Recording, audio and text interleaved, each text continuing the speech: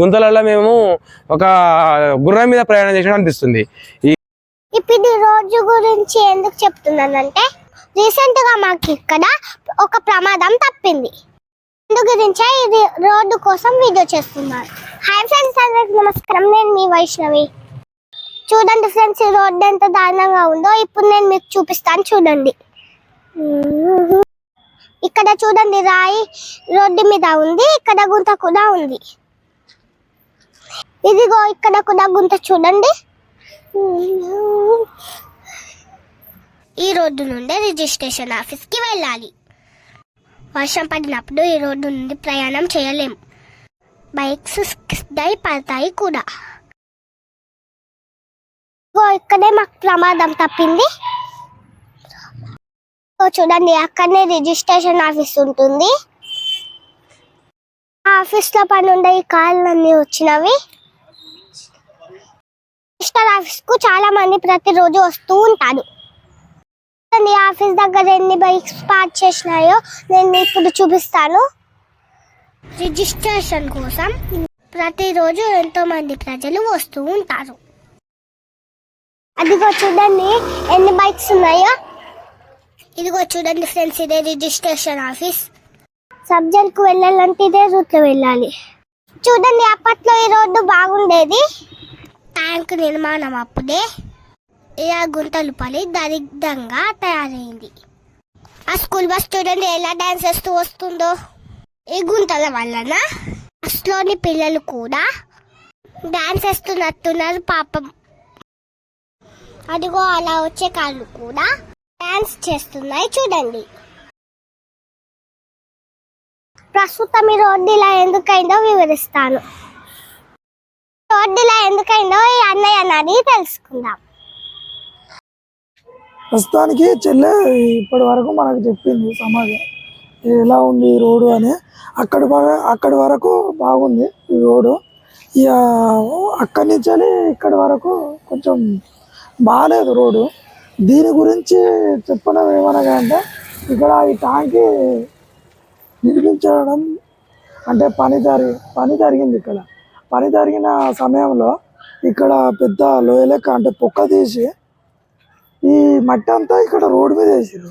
Road మీద వేసిన తర్వాత ఈ మట్టి అంతా మంచిగానే కట్టింది, కానీ కట్టినాక ఈ రోడ్డు మీద ఉన్న మట్టి అనేది క్లీన్ చేయలేదు. మళ్ళీ రోడ్ ఒకటి పలిగిపోయింది. ఈ వర్షాలు పడి ఎక్కువ శాతము మనకు గుంతలు ఏర్పడి బండ్లు ఊరాకుండా మస్తు మరీ దారుణంగా ఏర్పడ్డది. ప్రతి ఒక్క బండి ఇక్కడ కింద పడుతుంది. మొన్న నాకు ఇట్లా స్లిప్ అయింది బండి. దీన్ని బట్టి మనము రోడ్డు మంచి కావాలని కోరుతున్నాము. ఇక దీనివల్ల ఈ రోడ్డుకు ప్రాబ్లం అయింది, కానీ ప్రాబ్లము సాల్వ్ చేయాలి కదా. ఒకటి అయిందని చెప్పి ఇంకోటి అట్నే ఉంటే ప్రజలకు ఇబ్బంది అవుతుంది. ఒకటి మంచి జరిగింది, ఒకటి చెడు అయింది. ఇది నేను చెప్పాల్సిన మంచి విషయం. ఇప్పుడు ఈ రోడ్డు గురించి ప్రతిరోజు యూత్లో వెళ్ళే అంకుల్ కూడా వివరిస్తాను. నమస్తే అండి. నేను ఈరోజు వాస్తవానికి ఏంటంటే, మీరు ఇక్కడ ఈ రహదారుల ఈ యొక్క విషయం ఏంటంటే, ఇది సబ్ జైలు దగ్గర ఉన్నటువంటి రహదారి. దీనికి సంబంధించినటువంటి విషయం ఏంటంటే, మేము గిరిగడ్డ ప్రాంతంలో మేము ఉండడం జరుగుతుంది. అయితే ప్రతిరోజు కూడా మేము ఎర్లీ మార్నింగు అంటే మార్నింగే కావచ్చు, మరి ఈవినింగే కావచ్చు, మరి ఏ సమయంలోనైనా మేము రాకపోకలు అనేది మాకు ఉంటాయి. ఇక్కడ ఒక ఇన్సిడెంటల్ సంఘటన ఏంటంటే అండి, మాకు ఈ రోడ్లో వచ్చేసి ఏంటంటే చాలా వరకు వాస్తవానికి చెప్పాలంటే కూడా ఎండాకాలం అని కాకుండా వర్షాకాలము అయితే మేము ఈ రోడ్లో నడవడం అనేది చాలా కష్టమైనటువంటి ఏర్పడ్డది. వాస్తవానికి మేము ఆఫీసు నుండి వస్తుంటే ఇక్కడ ఈ గుంతలు చేయబట్టికే మాకు 2 గుంతలు ఎదురైనాయి మాకు. దీనికి సంబంధించి ఇక్కడ ఇదే అండి, ఈ యొక్క దీని వల్లనే మేము వాస్తవానికి ఏంటంటే కింద పడడానికి అవకాశం ఏర్పడింది. నేను కూడా కింద పడ్డానండి. యాక్చువల్గా నాకేంటంటే ఆల్రెడీ నాకు ఇక్కడ హ్యాండ్ అప్పటికే ప్యాచర్ అయి ఉండే. వాస్తవానికి నేను చాలా నెమ్మదిగానే 10-20 లోపలనే వస్తున్నాను.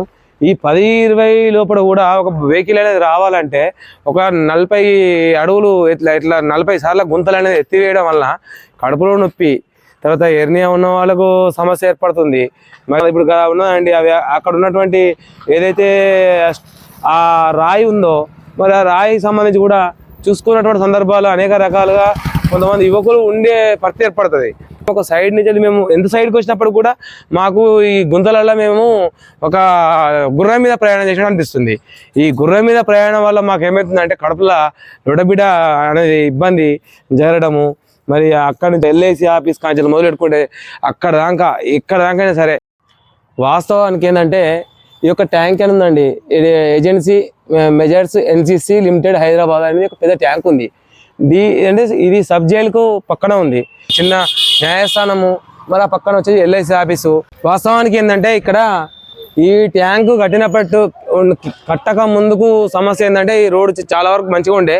ఈ ట్యాంక్ ఎప్పుడైతే కట్టడం జరిగిందో ఆ మట్టి అనేటువంటిది అధికం కావడం వల్ల ఏమైందంటే ఎత్తులు వంపులు లెక్కల ఒక పల్లెటూర్లలో దాదాపు ఏంటంటే ఒక మామూలుగా ఇవాళ పల్లెటూరులో కూడా ఆ విధంగా రోడ్లు లేవు.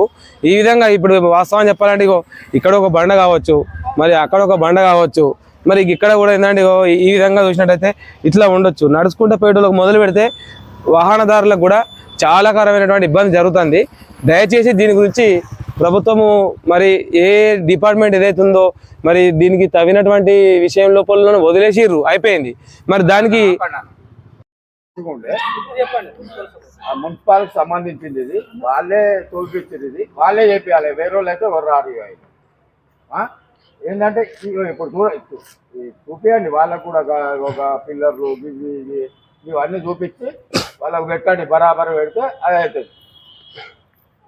ఇది ఒకటి చూపించింది ఒకటి చేపియాలంటే ఎవరు చెప్పారు.